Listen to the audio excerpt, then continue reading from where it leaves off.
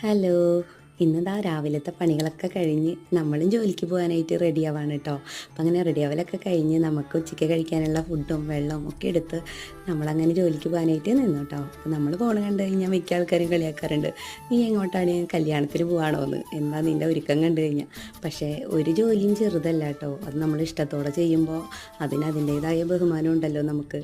അങ്ങനെ നമ്മൾ ജോലിയൊക്കെ കഴിഞ്ഞ് വന്ന് ക്ഷീണം കൊണ്ട് കുറച്ച് വെള്ളമൊക്കെ എടുത്ത് കുടിച്ച് പിന്നെ സാധനങ്ങൾ വാങ്ങിച്ചിട്ടുണ്ടായിരുന്നു കടയിൽ നിന്ന്. അപ്പോൾ പഴംപൊരി ഉണ്ടാക്കാമെന്ന് വിചാരിച്ചു മക്കൾ വരുമ്പോൾ കൊടുക്കാനായിട്ട്. അങ്ങനെ പഴംപൊരിയൊക്കെ നമ്മൾ ഉണ്ടാക്കി കഴിഞ്ഞ് കഴിഞ്ഞാൽ പിന്നെ പറയണ്ടല്ലോ, ക്ഷേത്രക്കാരന് പാത്രത്തോടെ എന്നാണ്. പഴംപൊരി ഉണ്ടാക്കി കഴിഞ്ഞപ്പോൾ ഞാൻ അതിൽ നിന്ന് ഒരെണ്ണം ചൂട്ടോടെ തന്നെ എടുത്ത് കഴിച്ചു. വായൊക്കെ ഒരു വിധത്തിൽ പൊള്ളി.